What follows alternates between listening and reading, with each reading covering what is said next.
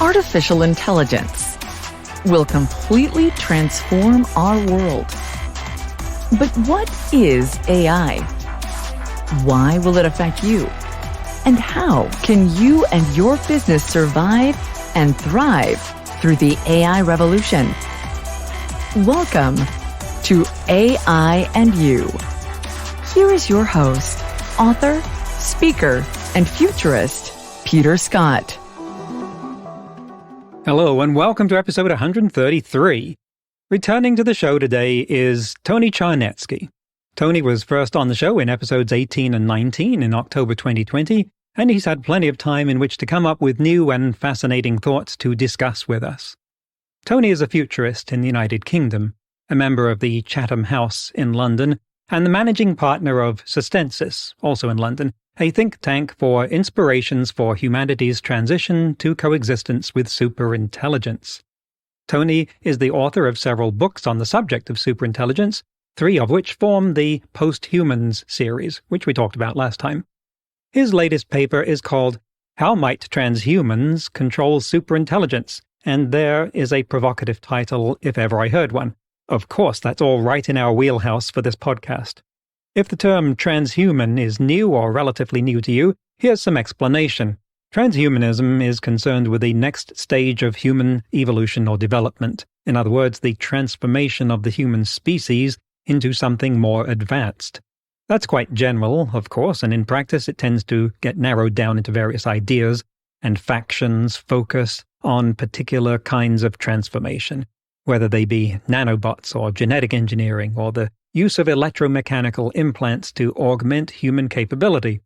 And of course, these groups often quarrel with each other or attract some negative press because, after all, most people hear a description like that and start thinking about the Borg on Star Trek or some other dystopian cautionary tale.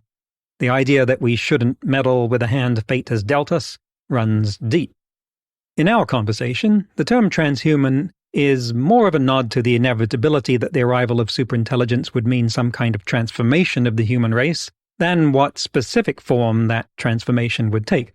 Other than that, it would necessarily involve the ability to communicate rapidly with superintelligent AI through some kind of brain-machine interface.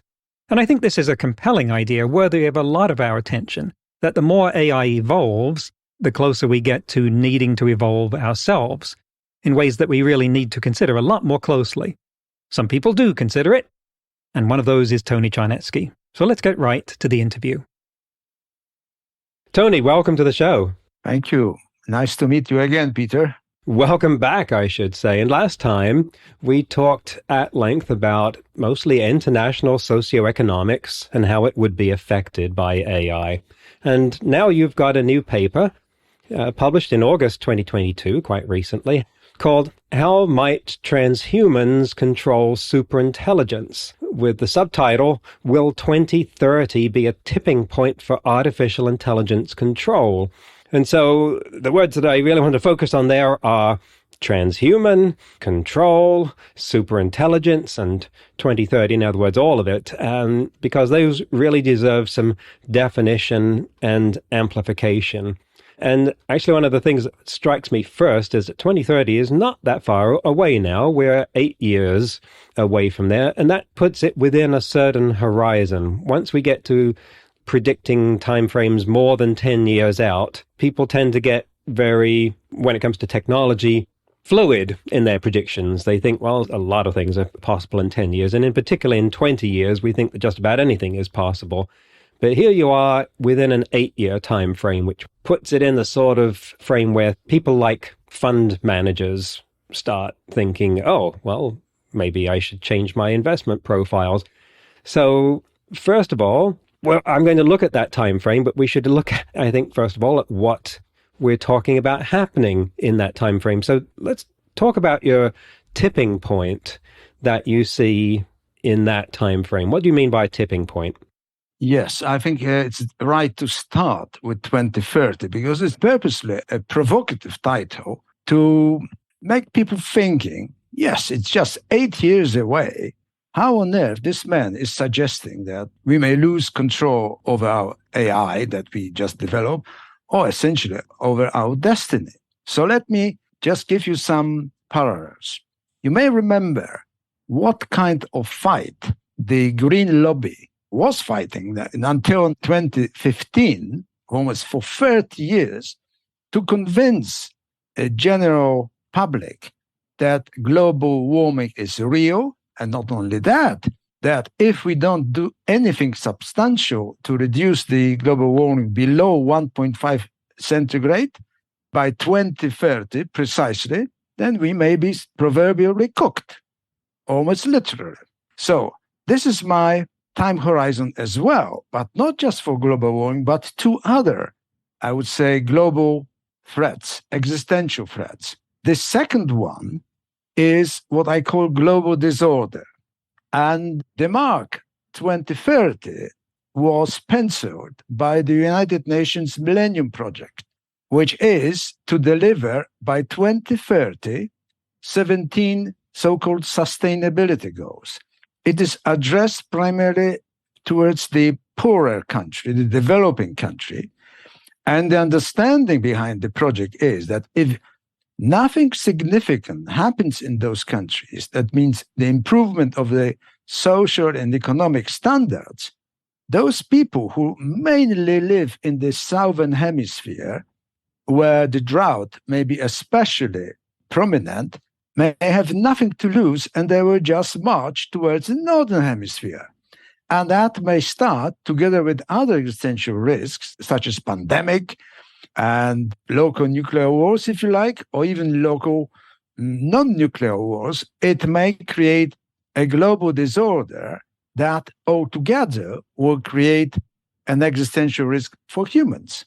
So this is the second 2030 date. The third date is for artificial intelligence.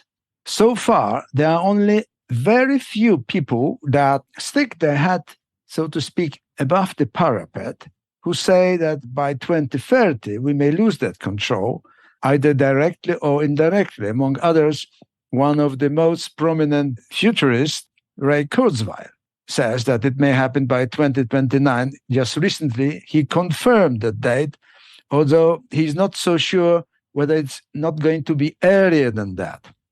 So I'm almost on the cautionary side, saying that 2030 may be the date. And I just want to interrupt a moment, because I think Kurzweil is not saying that we will lose control of AI by 2030. He's saying we will have human-level AI by 2029, which he's quite optimistic about. I just wanted to interject that. Yes, that's why I'm saying indirectly.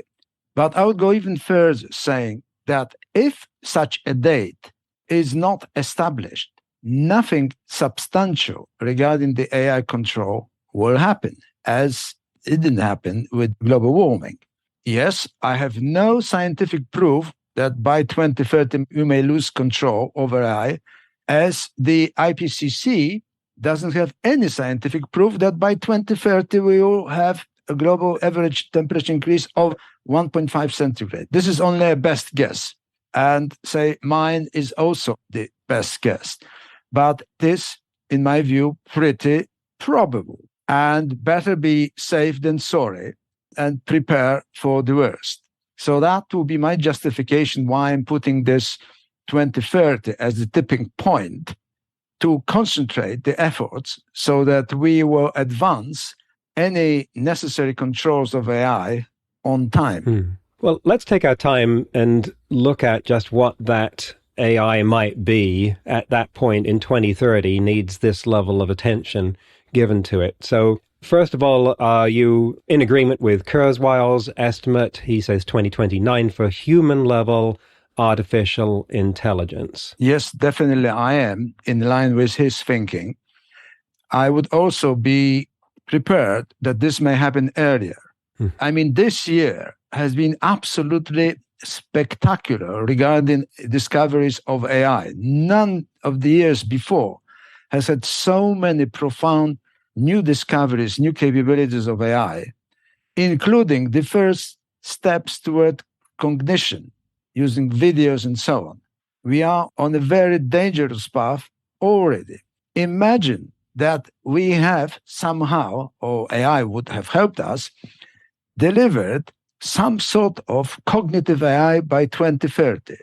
then all the calculations go out of the window, because a cognitive AI would come to its own, in quotes, conclusions, what it can do, and it would try almost to play with the constraints that it have to see whether it can bypass them. We will by then have the universe of internet-connected items, IoTs, on a much, much larger scale than now. Just think about millions of Optimus robots that Mr. Musk has just confirmed he's going to deliver, like Tesla cars, in millions, costing around $20,000. Even if they are not perfect, but if they have access to the internet, right, they can interconnect then with each other in any part of the world. And this is only one of, I would say, dozens and dozens of examples that can create such a network of unintended AI skillful networks which may run away on their own.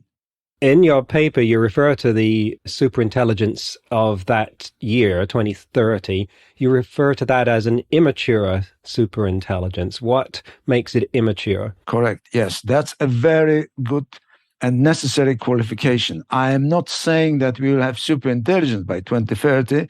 It's rather 2045, I would say 2050, as Kurzweil has suggested. What I think we have right now is an artificial narrow intelligence. That means an intelligence that is very capable, in many cases, thousands of times more capable than any human, and then entirely stupid in all the other areas. And that dichotomy will only grow. And because of that, I call it an immature AI, like a teenager that will try, to manipulate the nuclear bomb just for fun. Artificial intelligence in 8 years' time will be far, far more, say perhaps 30 times more intelligent than it is now. So just think about that. And I'll leave it there because I could spend more time to justify my supposition. Well, there are several different terms that sound like they might be the same ones that I want to see whether they really are. So Kurzweil talks about human-level artificial intelligence, which you've also been talking about, and superintelligence. And then another common term is artificial general intelligence. And is artificial general intelligence the same as human-level artificial intelligence? Yes and no. And thank you for asking to define those terms, because people are completely lost in terms of terminology. Not even those who are in AI agree on those terms. Only now I can see for the last 6 months or so, people are gradually going into the same directions, calling the same things the same. For me, artificial narrow intelligence that's what we have right now, which is working on the probability of reaching its goals and not uncertainty like IT. It can operate without all the input data being available, which differs it from IT as well. But this artificial intelligence doesn't have cognition. It doesn't know what it says. Even if it writes incredibly accurate scientific reports like GPT-3 prompted by questions, it doesn't know what it's writing. It doesn't have a clue of any sentence that it says. However, we have to be more humble. And we have to understand that the intelligence, as we define, as human define, doesn't have to always be the humane way. Actually, intelligence may be derived in a different way. And what GPT-3 or Lambda, perhaps the most notable natural language processor, what they tell us, that the product of the, in quotes, thinking is equal to best scientists, to such a degree that there are now companies that sell such reports generated by GPT of Lambda. And you can argue whether they have the right to do so. So the intelligence, that intelligence does deliver value, if you like. Now, regarding whether it is possible to control single or narrow intelligence, it depends on the spread of that intelligence and how well it is globally interconnected. At the moment, we are, I think, reasonably safe. But I think even in a few years' time, where Starlink is in full operation and where we will have millions of intelligent robots, humanoid robots, the situation will be blurred. And we may not know where the answers have come, from which network or from which AI network, how it has generated ideas or how it has generated decisions. This is the black box scenario. Thankfully, we now have probably a tool to discern the way that AI gets its answers. It's so-called the white box, delivered in France in May this year. Very rarely people are talking about, but I think it's a very important step in direction of controlling AI. But in summary, this AI, today's AI, artificial narrow intelligence, by the end of this decade, may indeed be dangerous. I'm not saying that it will be completely out of control. It's probably unlikely. The date 2030 is the most hypothetical, but it may. I think the probability is still in the lower figures, but it may be just a few years later. So I'm not going to struggle to reassess and re-justify why 2030. I would say about most likely date, like the global warming tipping point. Right. When it comes to something as big a threat as what you're talking about, we shouldn't quibble over a couple of years either way. We should start getting ready. And I just want to interject when you're talking about the explainability problem there in white boxes, that I want to refer listeners to an earlier episode with Michael Hind of IBM, who is an expert on explainability, and talked about several really intriguing ways and interesting research into how artificial intelligence can explain its decisions today. I want to go back to when you were talking about an AI playing with nuclear bombs just because it would be interesting. And that's a level of anthropomorphization that's familiar through Hollywood tropes, in particular science fiction tropes, that communicates to us that it powerfully suggests something that is conscious, human-like in the way that it frames goals and has survival instincts and other things about it. And all of that cascades to us and causes certain thinking about how that's going to happen. Do you see in that scenario that such an AI is necessarily conscious? If we are talking about the ultimate artificial general intelligence, and that would be maturing towards superintelligence, with the singularity being the ultimate escape route for it, then I think it will be conscious. It is the one that you talked about playing with the bomb. By that point, is that necessarily conscious? No, doesn't have to be, in my view. And playing with a bomb, what form does that take then, that sort of activity, without being conscious? How does that happen? Let's come back to your initial question for a moment when you asked me, and I didn't answer it fully, what I mean by artificial general intelligence, as Ray Kurzweil may imply, human-level intelligence by 2029. I visualize it not so much as a global system. It may be partially global. I'm rather thinking about a humanoid almost that will have skills and it has to operate in a real environment. It cannot sit within a computer like that famous sci-fi film, Her, right? It is an avatar with its own brains and own legs and so on that interacts with an environment and may interconnect with other, maybe thousands of even millions of his brethren. So such an artificial general intelligence is limited by not being conscious, maybe cognitive, but I think it's a little bit iffy. I think it is likely that it will be cognitive. So it will know its environment. It will know that it can't go through the wall, right? It will know enough about the environment as a kid knows, say at that level. But it may not know the relationship, not to mention the emotions that humans go through. But the superintelligence, the ultimate version of artificial intelligence, I think will have emotions and will be conscious. And the reason why I'm saying this, let's talk about emotions first, that emotions are nothing else, an electromagnetic wave process. It's nothing else. We can induce it even now in ourselves, and we can record it and so on. So similarly, I'm in the same camp as John McFadden, who is the father of electromagnetic field-induced consciousness.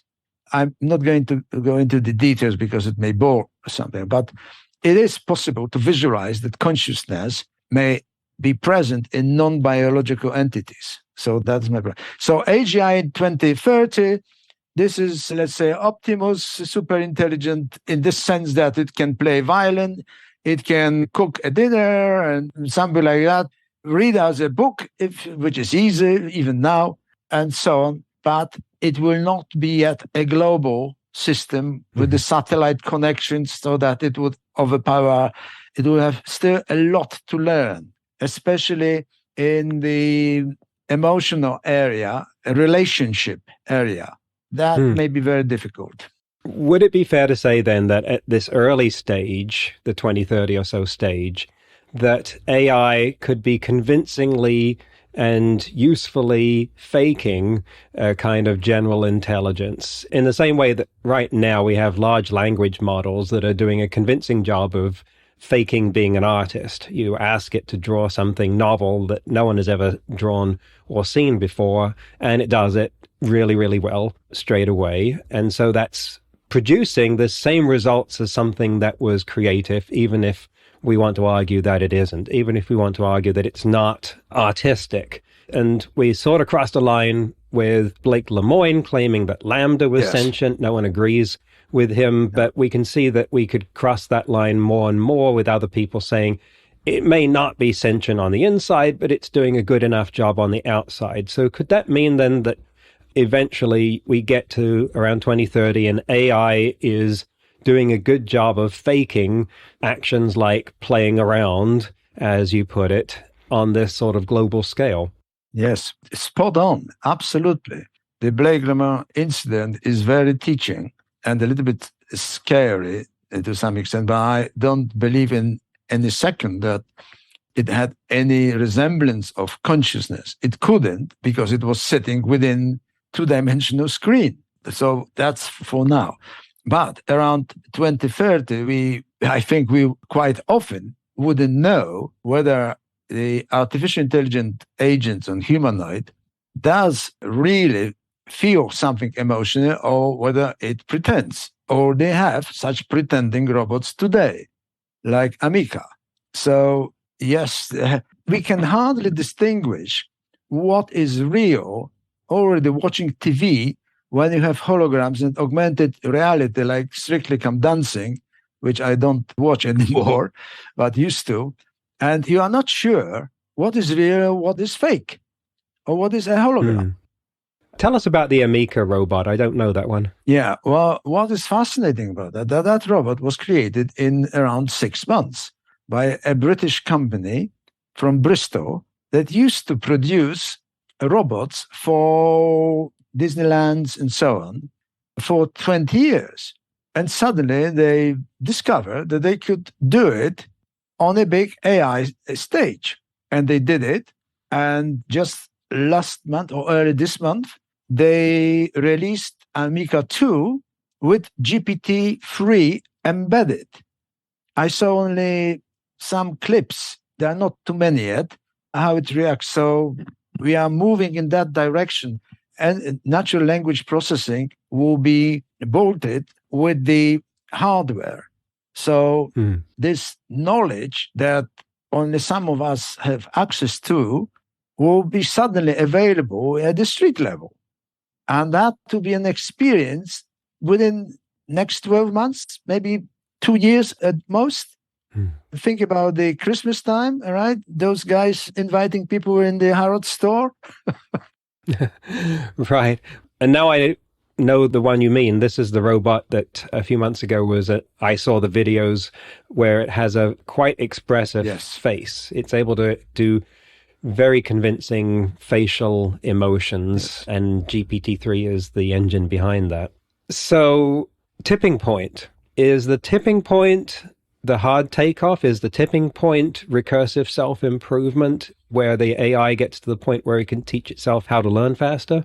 Or is it an earlier one? I've made a number of points, or if you like, milestones, by which we may be judging how far AI is escaping out of our control. And there are a number of them. One may be related to hardware. For instance, that an artificial humanoid can have as many neurons as a human, 86 billion.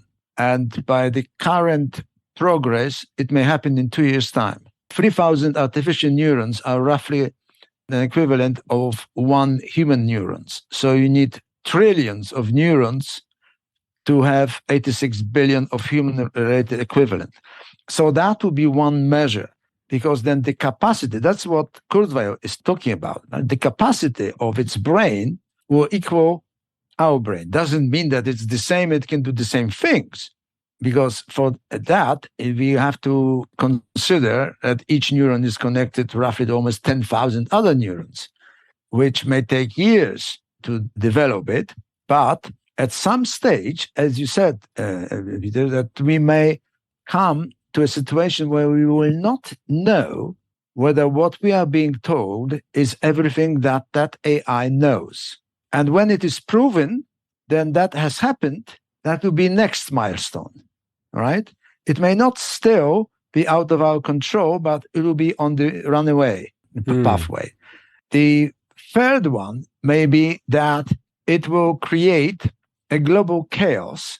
I would put it at around 2027, 28 in 5 years' time, by error, obviously, or almost obviously, not intentionally yet, which will create, I don't know, a panic on the stock exchanges and even in military sense and so on. That, I think, will happen in just 5 years' time. And I'm so bold about it because I can see how it can be made, judging the progress that has been made in the last few years, even this year, which is so scaring that we've made such an enormous progress in just 1 year in many disciplines on the physics and so on. So for the significant fraction of our audience right now who are approaching panic and getting visions of Optimus robots running amok like the movie iRobot, what sort of crisis do you foresee in that time frame? How do you imagine that happening? The example that I've just given, I think they may be repeated a few times by the end of this decade. And its severity is proportional to our preparedness to face such challenges. And do you know, Peter, why I am really, really upset that so little is done by that? Because most politicians and decision makers believe that change is happening at the same pace as it used in the duration of the humankind. Whereas for the last few years, in many domains, such as medicine, the change is progressing at almost exponential pace. And because of that, when such an incident happens, the government and the emergency services working at, if you like, in the same mode, assuming linear progression of change, they will come too late to do anything that is worthwhile doing because the damage will already be done. And this is so real, and it can be proven so convincingly in the laboratories and so on, if you like, within even today or maybe in 2-3 years' time. And we should be prepared. We should be very open about that. I don't want to scare it. I'm an optimist, generally, as you probably know. I'm really an optimist. And as an optimist, I have to look for what may actually stop it happening. How can we remain in control? And I want to point out another reason that people in charge, to coin a phrase, don't act in the way that you'd like or that we would like. And it was pointed out by Oliver Letwin, British politician, in his address to a Centre for Study of Existential Risk conference last year, I believe, when he said, for those of us who realize the risks of everything from pandemic to AI revolt, if we try taking prophylactic action on that now, we would just be kicked out of office. It is not something where we can convincingly sell that to an electorate who are wondering, why aren't you spending that time lowering my energy bills? I can't agree more. This is precisely the point I'm trying to make, how ill-prepared we are. But on a positive side, I am in touch with a UN-related organization, I won't mention it right now, which is preparing a conference on controlling AI with the vision to create an organization in 10 years' time, right? And that is, if you like, an ordinary way of how things are being done. And one may say, especially the politicians, look, this needs time. Even if it is so dangerous, we can't do it over the next year and so on. We need time. To which I respond like this. Do you know how long it took to create the United Nations? 2 years. Do you know how long it took to create NATO? 1 year. Now, you may ask another question. Why? Why it took NATO to be such a powerful organization anyway, and meaningful organization, how it took just 1 year to create? The answer is because this was almost just after the war. People remembered what it was, and it was a global threat, a threat of nuclear war. What is dissimilar about the current situation? Nothing. The only dissimilarity is that the current threat is invisible, but it's still global, more important than anything we have faced in our human history. And most people who have bonuses paid in the next 3 months or whatever are not interested in what's going to happen in 10 years' time. And that's how we humans work. And that's why probably most other civilizations in the universe, if they existed, followed the Fermi's paradox. When they reached the threshold of technology that can annihilate them, that's what they did. Right. That's for the benefit of anyone listening that's not familiar with Fermi's paradox. Enrico Fermi, in about the 1950s, said, where are the aliens? Because if life looks like it's so likely to develop on worlds, and there are so many worlds in the galaxy, then there's been plenty of time for many of them to develop to the same level that we have. Why haven't we seen them? Why haven't we heard from them? And there's no good explanation of that, but one of the more likely ones is that when they reach the point that we have, where you might start to hear from them, that they destroy themselves or something else takes them out. That's the end of the first half of the interview. The remainder of it will be aired next week. I think this was a great illustration of how a futurist thinks and what they think about. The Ameca robot that Tony referred to, spelled AMECA, is by a UK company called Engineered Arts, and it's the most lifelike humanoid robot I've yet seen. You can Google and find videos of it.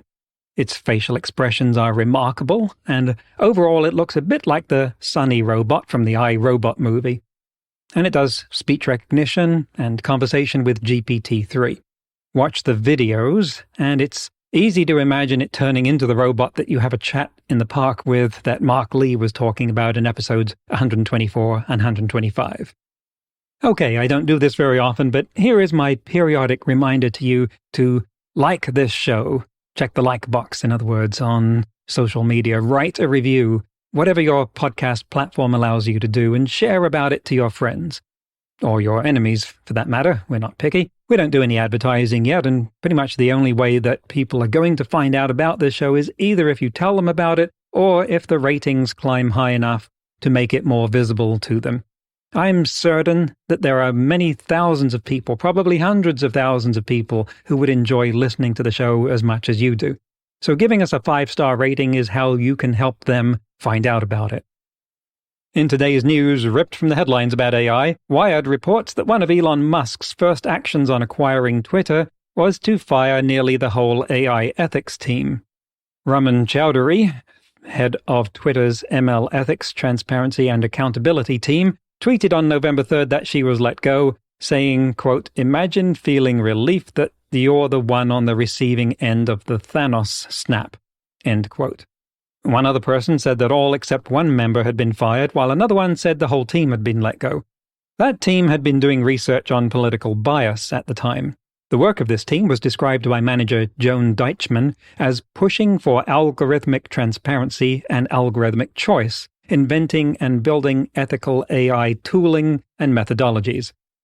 I hardly need to comment on this. If you've listened to any of our many episodes about AI ethics, if you've heard me talking about disinformation, you already know what I think of this. Twitter had been transparent enough to allow that team to publish the details of a bias it discovered in how photo cropping favored white faces, and also a discovery that right-leaning news sources were promoted more than left-leaning ones. Anyone from that team who wants to come on this podcast, here is your standing invitation.